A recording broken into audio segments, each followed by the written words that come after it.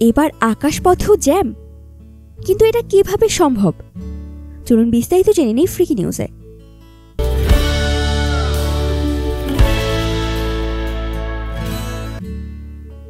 অবিশ্বাস্য হলেও সত্য, যুক্তরাষ্ট্রের আকাশে বিমান চলাচলে জ্যাম লেগে যেতে পারে বলে সতর্ক করে দিয়েছেন সে দেশের এয়ার ট্রাফিক কন্ট্রোলাররা।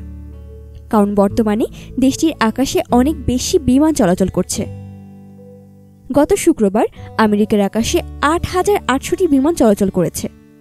তাই আমেরিকার এয়ার ট্রাফিক কন্ট্রোলাররা এত বেশি সংখ্যক বিমান নিয়ে উদ্বিগ্ন। তাদের আশঙ্কা, খুব শিগগিরই এটি নিয়ন্ত্রণ করা না গেলে আকাশপথে ব্যাপক জ্যাম হতে পারে।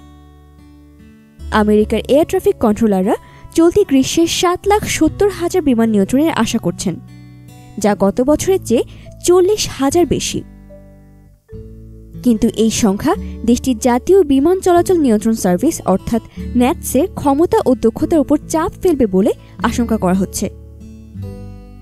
দেশটির জাতীয় বিমান চলাচল নিয়ন্ত্রণ সার্ভিস ন্যাটস বলছে, যুক্তরাষ্ট্রের আকাশে বিমান চলাচলের এই চাপ অতীতের সব রেকর্ড ভেঙে দিয়েছে। শিগগিরই আমাদের নতুনভাবে ছক তৈরি করতে হবে, নইলে সামনে ব্যাপক জ্যামের সমস্যায় পড়তে হবে।